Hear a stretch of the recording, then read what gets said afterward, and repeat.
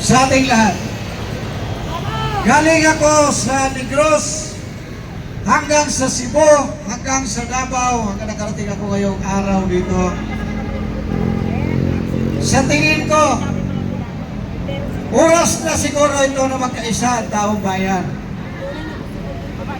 Number one, tayo mga maliliit, inaapakan na ng husto nito mga hudas na ito. Ako, bihira akong lumabas. Bihira rin ako magsasalita sa media. Dahil tinitingnan ko kung kaya pa ba nilang baguhin yung mga sarili nila. Pero sa pananawagan na mag-resign, sa sobrang kapal ng mukha, mukhang hindi na makikinig yan sa pag-resign. Maghihintayan siguro na kalangkarin papunta palabas ng palasyo. Ito, nag-umpisa tayo noong September 21 na pinangunahan natin sa Liwasan, Bonifacio, at isa sa kasamahan natin, sinampahan ng kaso. Hindi ako na walang bahala doon kung ano man ang gusto nilang gawin. Sino ang lalaban sa bansa natin kung tayo mananahimik lamang sa tayo tabi? Tayo mga driver, conductor sa buong bansa, tayo ang pinakamarami. Tayo ang nagsiservisyo sa kanila para payatin sa bahay nila. Araw-araw natin silang siniservisyohan. Pero ang ginawa nila sa atin sa mga tax natin, hindi pa natin nakuha yung sweldo. Pinakadabangan na nila yung tax natin sa mga iunin. Puta na mga magnanakaw ng mga politiko. Anong ginawa nila sa bansa natin? Galing ako sa Negros, nawagan ako doon sa mga congressman na nakakasakop doon. Isipin mo yung flood control. Pinatong lang sa bato. Nilagyan ng konting saminto. Isang bisis lang binaha. Diba? Ngayon, ang daming mga dinaanan kong karsada mapunta sa Cebu. Doon sa tinamaan ng lindol sa Cebu. Tinignan ko ng gusto. May matatamaan man dito. Dahil naglandslide doon. Dahil kalbo na yung kagubatan natin. Dahil sa kanilang illegal logging.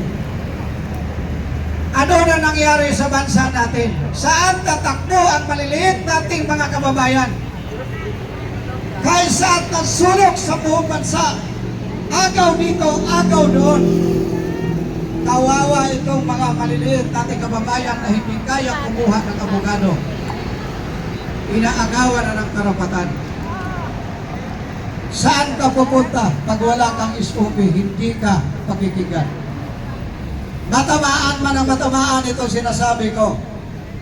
Kahit saan tayo sulok, maghaharapan, haharapin ko kayo. Sa tagal ko ng pamumuno sa union, doon ko naisipan, doon ko natingnan kung gaano kagarapal ang gobyerno sa ating bayan. Saan ka pupunta? Pupunta ka ng duli, kakampi ng mga animal na mga businessman. Bakit? Sino ba naglagay sa kanila dyan? Ang problema lang natin mga Pilipino, hindi pa rin tayo nagising sa katotohanan. Dahil kung walang pira na ibibigay sa atin ng politiko, hindi tayo bumuto. Ang pinapakinggan natin ang piras, ano nangyari sa atin ngayon? Dahil mo sa pira. Pinagsamantalaan tayo.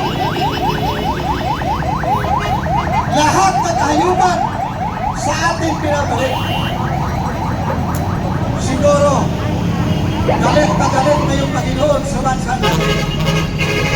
Sana, ipagkasal na lang natin na mabawas-bawasan ang kakapal at magkano mga tao nandyan sa mga kanyan. Nandyan, nakaupo sa kumpiso, nakaupo sa Senado. Ano nangyari ngayon sa investigasyon? Naghihintay tayo na mayroong mapaparusahan, pero sa tingin ko mukhang wala. Dahil sila mismo nagtatakipan. Sabi nila, hero daw ang presidente natin. Ngayon, ipapaliwanag ko sa inyo yung sinasabi nila kasi Presidente Marcos daw ay hero. Hindi ko alam kung saan siya nagiging hero. Ha? Puta ka na, hindi siya hero. Bakit? Saan pa galing ang pundo natin na inalimin sa Kongreso para pagkati-hatiin ito? Diba ang presidente ang nagdala roon?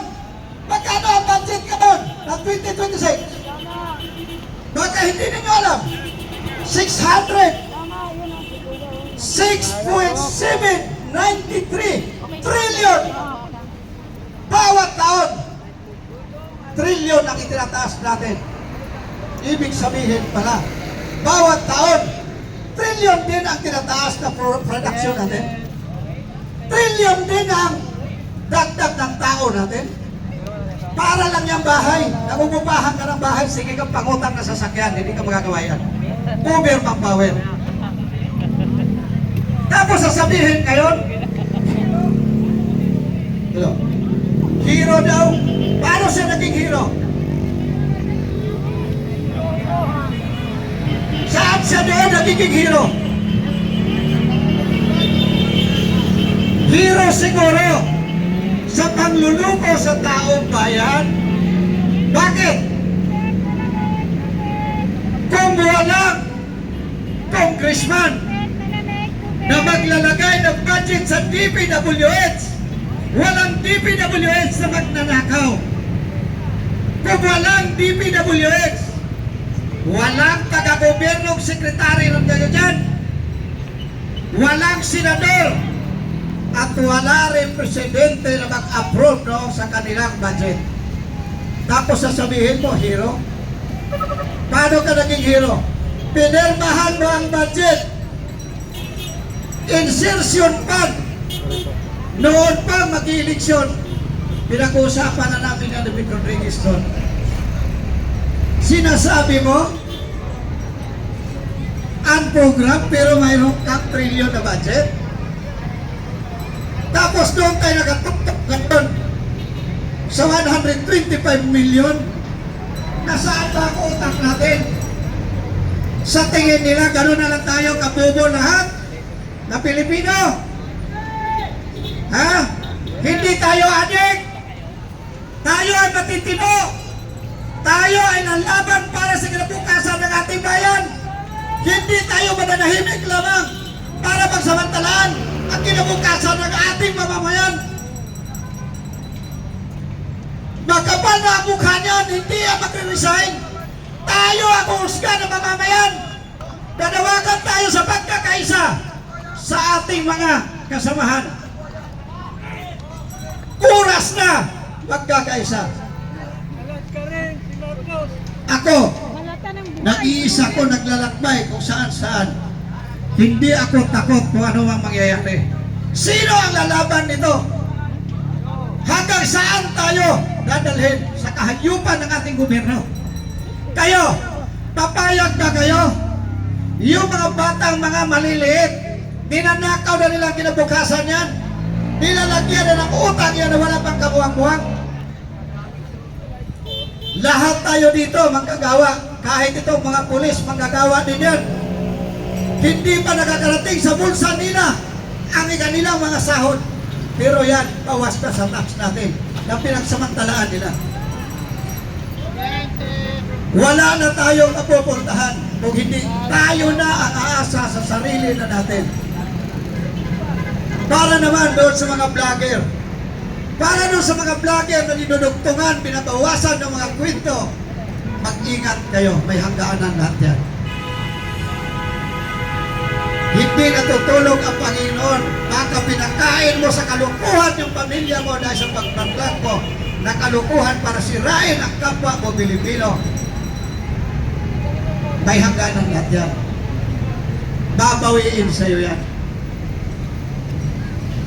Tumindig ka't matino, ipaglaban mo ko yung tama na hindi ka bulag. Nakikita mo na ang ransahan ngayon na pagnanakaw sa ating bayan. Hindi lang flood control ang may ghost project. Ngayon, tayo mga mamamayan, turuan natin kayo para kayo naman mag-survey isa-isa doon sa inyong mga probinsya. Hindi lang, sa natuklasan ko, hindi lang flood control, may ghost project. Mayroon tayo mga dinaanan na karsada, kalahati lang at tinapos kadabuhana. Pero bayad na sa gobyerno. Bayad na ang project na yan. Nasaan napunta? At mayroon na nai-report sa Senado, pero bakit hindi nila tinuloy-tuloy yan?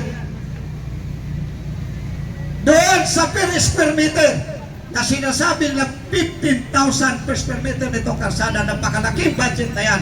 Pero magkano ang inabot ngayon? 300,000 per square meter. Anong klase ng simento ginamit niyan? Ginto? Sino ngayon ang hindi niyan bahay blood? Kahit gaano kabubo ng tao, kaya niya computin yun. Alam niyo ba kung gaano kalaki yung 1 square meter? Hindi lang yan.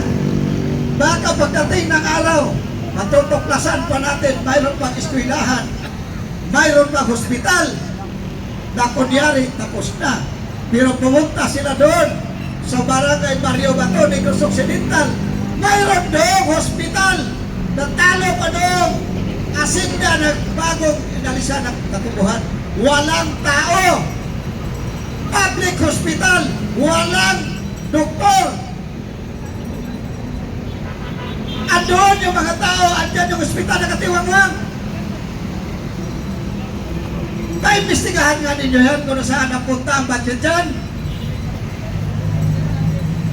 Dahil ako, kahit walang bayad, tutulong ako dyan. Itong linggo na ito, nilipad na naman ako papuntang Visayas para makita naman ang kabulastugan. Ako sa tingin ko, Mr. Marcos, hindi na tinatawagin Presidente. Mr. Marcos, kung may kayaan ka sa sarili mo, noon pa, eleksyon ng 2020 to, nagbito na ko ng salita, pag hindi ka tumino, gagaya ka sa tatay mo. Kung yun ay tatay mo ka. Ha? Oh, ba't kayo natawa? Nagtanong lang naman ako kung yun pa talaga ay tatay niya. Wala namang masama sa pagtatanong. Di ba? Sa kagarapalan ninyo, sa paghabol ng pirang hindi sa inyo, pawian ninyo ang taong bayan. Diyan kayo nagkakamali. Dahil kapag ito napuno na itong taong bayan, nagpupantrahin dyan na darating dito sa bansa natin, ewan ko lang ulit. Pa-likes po, pa-likes mga kapatid, mag-likes na mo kayo dyan, mag-likes po kayo, mag-likes po kayo. Yan. Sa Mindanao nga, mukhang wala ka nang may tulong eh. Sa bagay sa mga taga Mindanao, taga ron sa amin, hindi naman yata tatanggapin. Kaya paubaya nila pag dito tumama na sa Luzon. Dahil ito, kalaminan ko to, walang pinipili ito. Siguro, marami pa magsasalita rito. Ako, isa na lang ang panawagan ko sa lahat. Dahil alam ko, nakikita ito sa buong sambayan ng Pilipino, sa lahat ng mga driver, konduktor. Andito ang chairman ng Transport Alliance sa buong Pilipinas. Lalaban tayo ng sabayan. Tayo nagservisyo sa kanila. Minamaliit tayo. Wala na tayong ihahatid pa sa Malacanang, Marcos. Tanggalin natin yan. Kung sakali na mayroon ng eleksyon, kung hindi natin siya ma-remove ngayon, yan ang panawagan ko sa ating lahat, magkakaisa tayong lahat. Tanggalin lahat ang makurap, palitan natin ang mahihirap na politiko na kilala natin, na lalaban para sa karapatan ng bayan. Maraming salamat, magandang hapon sa ating lahat.